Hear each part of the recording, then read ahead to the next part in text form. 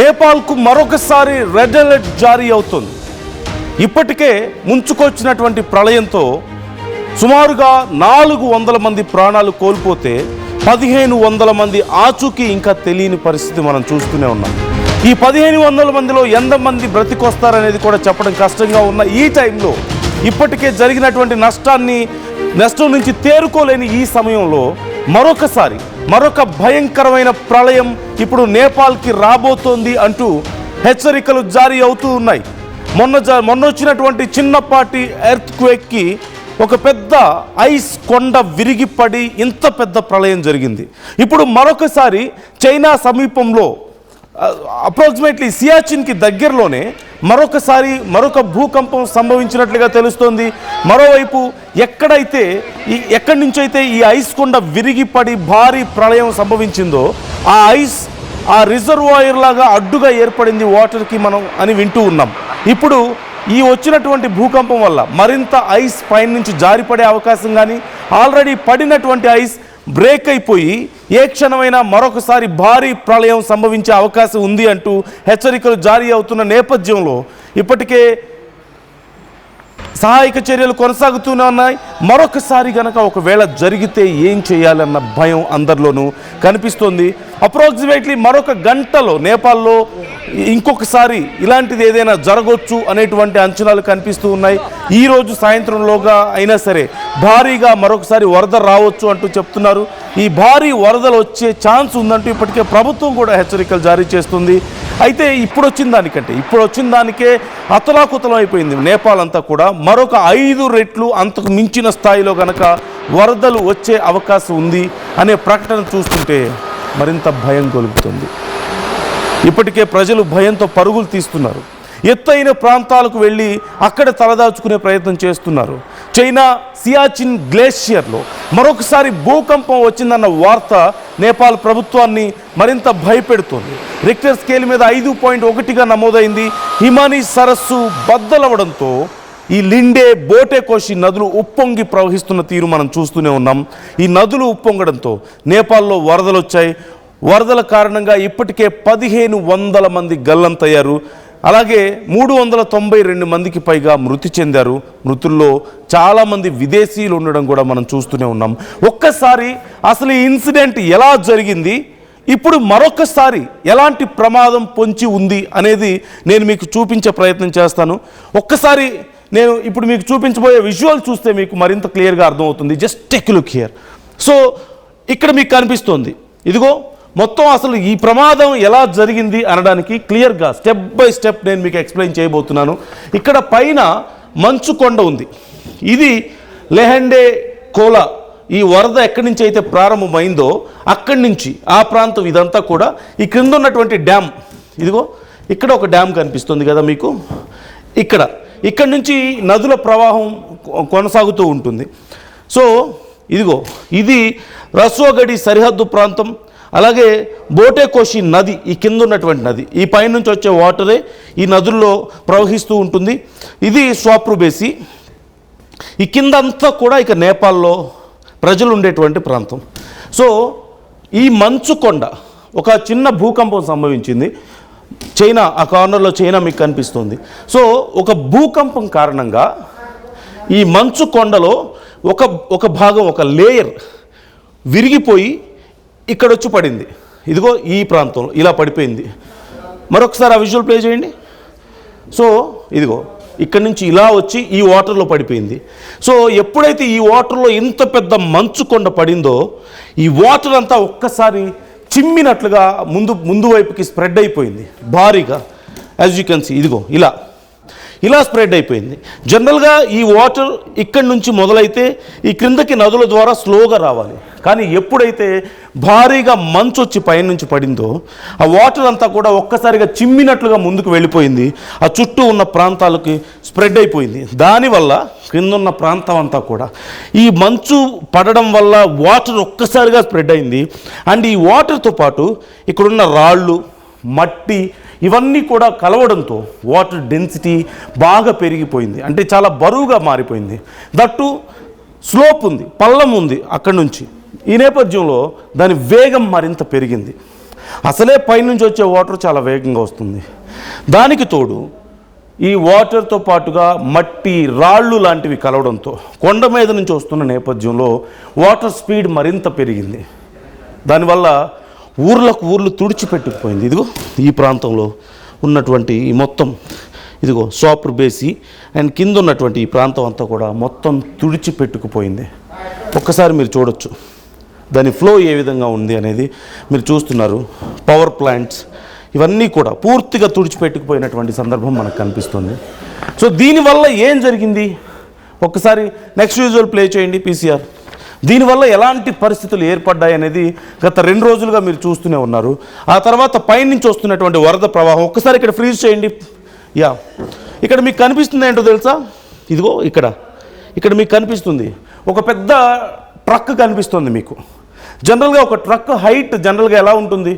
Minimum 14 feet 13 feet ఉంటుంది. మనం చూస్తూ ఉంటాం 10 feet to 14 feet వరకు డిపెండ్స్ ఆన్ దేర్ హైట్. అలాంటి ఒక ట్రక్ ఒక టాయ్ లాగా కనిపిస్తుంది ఇక్కడ మనకి, ఒక ఆట బొమ్మలాగా కనిపిస్తుంది. అండ్ ఇక్కడ ఇదిగో పవర్ సప్లై చేసేటువంటి ఈ పెద్ద పెద్ద పోల్స్ మీకు కనిపిస్తున్నాయి చూసారా? ఇవి జనరల్గా ఎంత ఉంటాయి హైట్? అరౌండ్ 30 feet 40 feet వరకు కూడా ఉంటాయి కొన్ని పెద్ద పెద్దవి. కానీ ఇవన్నీ కూడా చిన్న ఆట బొమ్మల్లా కనిపిస్తున్నాయంటే ఎంత హైట్లో ఇది ఎగసి పడుతుంది అలా అనేది మీరు ఒకసారి చూడొచ్చు. ఇదిగో వచ్చేది కొండల మీద నుంచి, అందులోనూ చాలా వేగంగా స్ప్లాష్ అయింది వాటర్. దాంతోపాటు మట్టి రాళ్ళు కలిసాయి. అందులోనూ కొండల నుంచి రావడం వల్ల డెన్సిటీ పెరిగింది, స్పీడ్ పెరిగింది. ఒక ఉప్పెనలాగా దూసుకొచ్చి మొత్తం నేపాల్ని ఇదిగో ఇలా ముంచేసాయి. సుమారుగా 30 నుంచి 40 అడుగుల ఎత్తు వరకు కూడా ఈ వరద ప్రవాహం వచ్చింది అంటే అర్థం చేసుకోవచ్చు. ఇక ఇళ్ళు, అడవులు, అక్కడున్న ఊర్లు మొత్తం కొట్టుకుపోయినటువంటి పరిస్థితి. రోడ్లు కొట్టుకుపోయాయి, బ్రిడ్జెస్ కొట్టుకుపోయాయి. ఇదిగో యూ కెన్ సీ, యా, ఈ బ్రిడ్జ్ మీకు కనిపిస్తుంది. This is the main bridge. ఆ ప్రాంతంలో కనెక్టివిటీకి బ్రిడ్జ్ మొత్తం ఎలా కొట్టుకుపోతుందో మీరు చూడండి. పేక మేడల్లాగా కూలిపోయినటువంటి పరిస్థితి కనపడుతుంది. ఈ నేపథ్యంలో ఇప్పటికే 400 మంది వరకు ప్రాణాలు కోల్పోతే మరొక 1500 మంది గల్లంతైపోయారు. వాళ్ళ ఆచూకీ కూడా తెలియని పరిస్థితి కనపడుతుంది. ఎన్ని రోజులు పడుతుందో తెలియదు ఇప్పటికే రికవర్ అవ్వడానికి. దేశ విదేశాల నుంచి, భారతదేశం నుంచి హెల్ప్ అందుతుంది, యుఎస్ హెల్ప్ చేస్తుంది, అన్ని దేశాలు హెల్ప్ చేస్తున్నటువంటి పరిస్థితి కనపడుతుంది. ఈ టైంలో ఇప్పుడే అందుతున్నటువంటి మరొక భయంకరమైన వార్త ఏంటి అంటే సియాచిన్ పరిసర ప్రాంతాల్లో మరొకసారి ఎర్త్క్వేక్ వచ్చింది అని. అయితే ఇది ఎందుకు ప్రమాదకరం అవుతుంది? ఎర్త్క్వేక్స్ అనేది కామనే కదా అనుకోవచ్చు. ఇప్పటికే వచ్చినటువంటి ఎర్త్క్వేక్ వల్ల జరిగినటువంటి భయంకర నష్టాన్ని మనం చూస్తూనే ఉన్నాం. ఒకసారి ఆ ముందు ఇచ్చినటువంటి వీడియో ఒకసారి నాకు ఇవ్వండి పీసీఆర్. మొదట్లో ఇచ్చినటువంటి వీడియో, యా, ఒకసారి ఇక్కడ ఆపండి. సో ఎప్పుడైతే ఈ మంచు వచ్చి ఈ వాటర్లో పడి ఈ వాటర్ అంతా కూడా ఇటు స్ప్లాష్ అయిపోయి ఒక్కసారిగా వరద ముంచెత్తిందో ఈ ప్రాంతాన్ని అంతా కూడా, ఆ టైంలో ఈ పడ్డ మంచు అంతా ఇదిగో ఇక్కడ ఈ ప్రాంతంలో, అంటే ఇక్కడ వాటర్ ఉంది, ఈ ప్రాంతంలో ఒక ఆనకట్టలాగా ఏర్పడింది. మంచు, మట్టి, బురద అంతా కలిసి ఒక ఆనకట్టలాగా ఏర్పడింది. ఇదంతా కూడా పైనుంచి వచ్చినటువంటి వాటర్ అంతా కూడా ఇక్కడ స్టోర్ అవుతుంది. స్ప్లాష్ అయిన వాటర్ వల్ల వచ్చిన ఈ వరద ప్రవాహాన్ని మనం చూసాం. కానీ ఇక్కడ ఆల్రెడీ ఉన్నటువంటి వాటర్తో పాటు మంచు పడడం వల్ల, అది కరగడం వల్ల ఒక పెద్ద రిజర్వాయర్ లాంటి సిచ్యువేషన్ ఇక్కడ ఫామ్ అయింది. అంటే ఇంత పెద్ద ఎత్తున ఇక్కడ వాటర్ స్టోర్ అయి ఉంది. ఇక్కడ మంచు బురదతో ఒక ఆనకట్ట ఏర్పడింది. ఇప్పుడు వస్తున్నటువంటి సమాచారం ఏంటి అంటే ఒకవేళ ఏ క్షణమైనా సరే ఇక్కడ ఉన్నటువంటి ఆనకట్ట తెగితే ఇప్పుడు వచ్చినటువంటి వరద కంటే మరింత భయంకరమైన, మరింత పెద్ద వరద ముంచెత్తే అవకాశం ఉంది అంటూ అధికారులు చెప్తున్నారు. ఇప్పుడు ఈ వార్త భయపెడుతుంది. కేవలం నేపాల్లోనే కాదు, భారతదేశంలో కూడా ఉత్తరప్రదేశ్, బీహార్ లాంటి రాష్ట్రాలను సైతం ముంచెత్తే అవకాశం ఉంది. నదుల్లో వాటర్ లెవెల్స్ ఒక్కసారిగా పెరిగిపోయే అవకాశం ఉంది అంటూ మనం వింటున్నాం. అయితే ఇప్పటికే వాటర్ లెవెల్స్ చేంజ్ అవుతూ కనిపిస్తున్నాయి. కానీ ఈ సెకండ్ టైం కనుక ఫ్లడ్ వచ్చింది అంటే, సెకండ్ టైం కనుక ఫ్లాష్ ఫ్లడ్ వచ్చింది అంటే మొదటి దానికంటే మరింత భయంకరంగా వచ్చే అవకాశం ఉందని చెప్తున్నారు. మొదటి దానికంటే కొన్ని రెట్లు ఎక్కువ ఇంపాక్ట్ చూపించే అవకాశం ఉంది అంటున్నారు. మొదటిసారి వచ్చిన ఫ్లడ్స్కే ఎప్పుడు కోలుకుంటాలో తెలియని పరిస్థితుల్లో ఉన్నటువంటి ప్రజలు రెండోసారి కూడా ఫ్లడ్స్ వస్తాయని చెప్పడంతో ఇక భయపడి అక్కడి నుంచి పరుగులు తీస్తున్నారు. అధికారులు వాళ్ళందరినీ సురక్షిత ప్రాంతాలకు తరలిస్తున్నారు. అలాగే వేరే దేశాల నుంచి కూడా ఇప్పటికే సప్లైస్ పెద్ద ఎత్తున వస్తున్నాయి. వరద ప్రభావిత ప్రాంతాల్లో సహాయక చర్యలు కొనసాగుతూనే ఉన్నాయి. సుమారుగా 400 మంది ఇప్పటివరకు ప్రాణాలు కోల్పోయారు. 1500 మంది గల్లంతయ్యారు.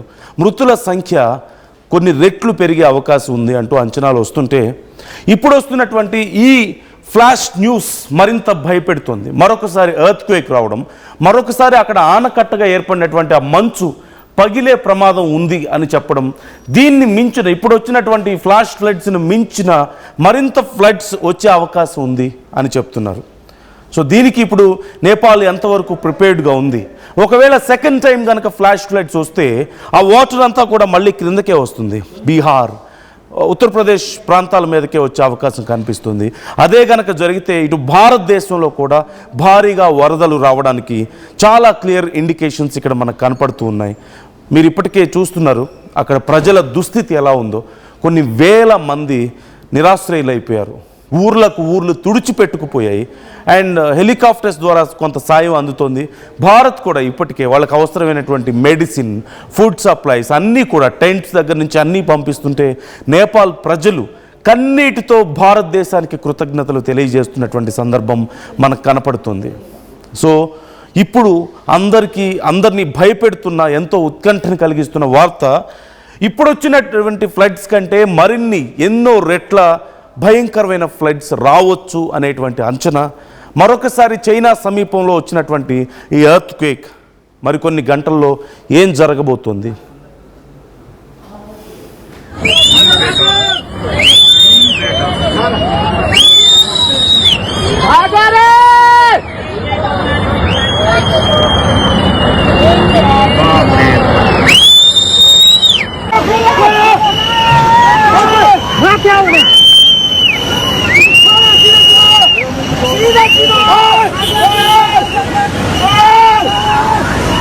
हो रहा है यार।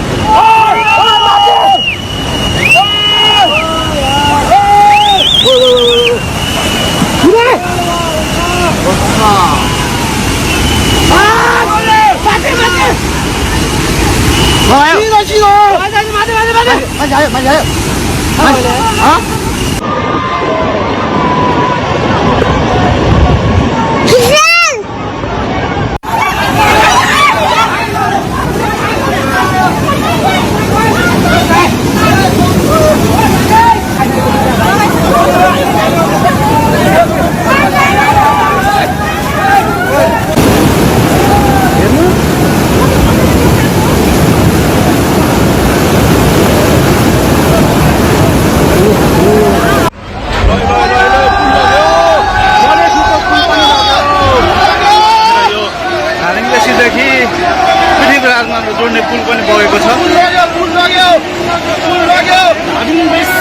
जोड्नको लागि लाइफलाइन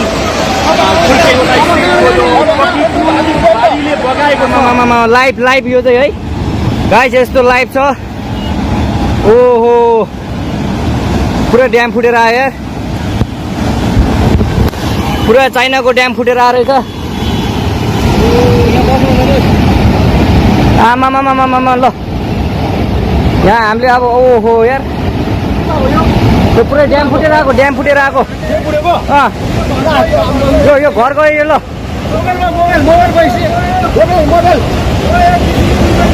ल त्रिशुली बजारै गयो यार। ल गयो यार। ओ ए सिलास यता आऊ, यता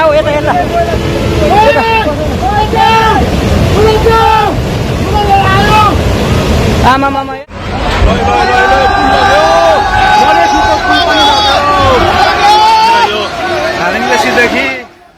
భయపడిందే జరుగుతుంది. ఏ క్షణం ఏం జరుగుతుందో అంటూ ప్రాణాలు అరచేతిలో పట్టుకొని ఎదురు చూస్తున్న సమయంలో ఏదైతే జరగకూడదని చెప్పి కోరుకున్నారో అదే జరుగుతుంది. ఇప్పటి వరకు మనం చెప్తున్నటువంటి ఆ రిజర్వాయర్ లాంటి ప్రాంతంలో ఎక్కడైతే మంచు మట్టి అన్నీ కలిసి ఒక బ్యారియర్గా ఏర్పడ్డాయో పైన ఉన్నటువంటి వాటర్ రాకుండా ఆ విజువల్ ఇవ్వండి ఒకసారి పీసారు నాకు మొదట్లో ఇచ్చినటువంటి విజువల్. సో అది బ్రేక్ అయిపోయింది అంటూ తెలుస్తోంది. మరొకసారి భారీగా ఫ్లాష్ ఫ్లడ్స్ వస్తున్నాయి. అండ్ ఇండియాలో కూడా ఇప్పటికే బీహార్లో అలర్ట్ ప్రకటించినట్లుగా తెలుస్తుంది. బీహార్ నుంచి చాలా మందిని ఆ నదీ పరివాహ ప్రాంతాల నుంచి దూరంగా తరలిస్తున్నట్లుగా కూడా మనకు సమాచారం అందుతోంది. సో ఇది మనం చెప్పుకుంటున్నటువంటి ఈ బ్యారియర్ ఇక్కడ ఉంది. సో మొదట్లో ఇక్కడ మంచు పడడంతో ఇది మొత్తం స్ప్లాష్ అయ్యి వరదలు వచ్చాయి కదా మనకి క్రిందకి.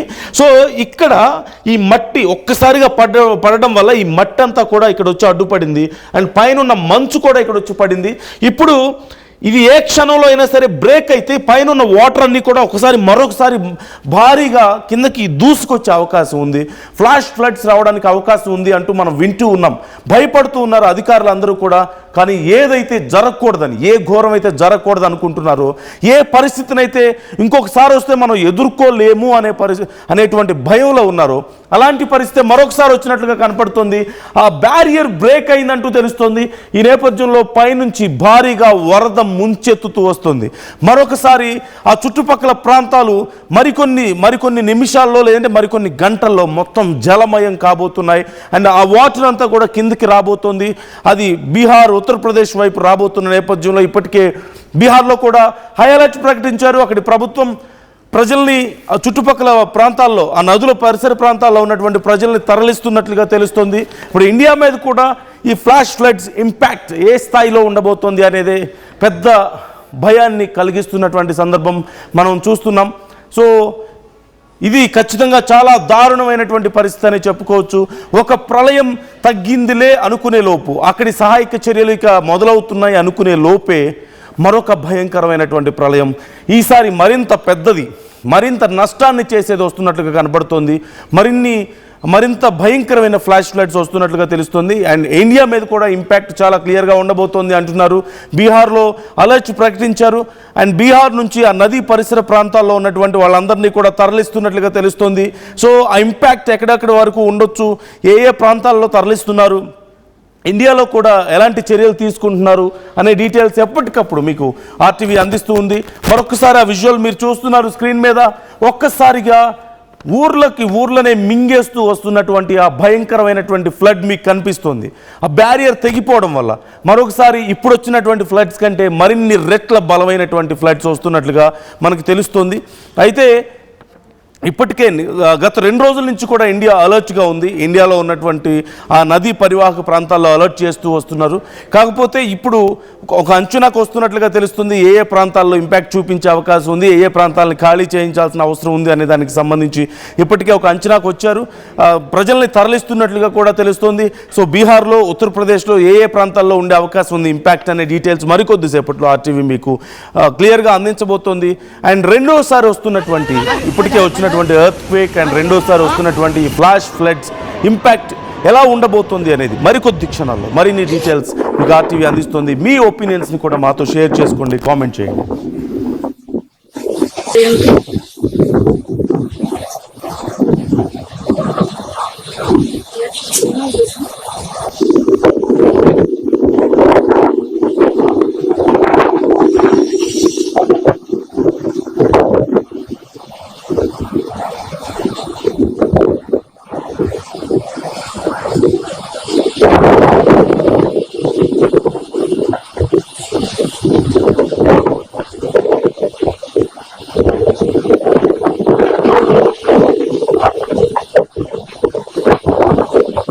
ఈసారి కూడా వెయిట్ చేద్దామా? వెయిట్ చేస్తే టైం పోతుంది, డిమాండ్ తగ్గదు. అంటే రేట్ ఆగదు, డిమాండ్ తగ్గదు. నమ్మకమైన క్రెడాయి బిల్డర్లతో CREDAI Hyderabad property show August 28, 29, 30 HITEX లో.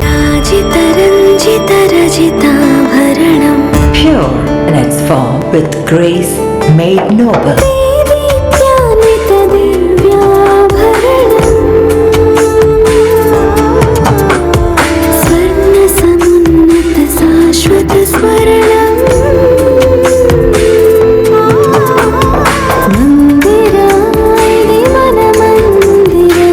Mandira Premium Silver Jewelry by Manipali.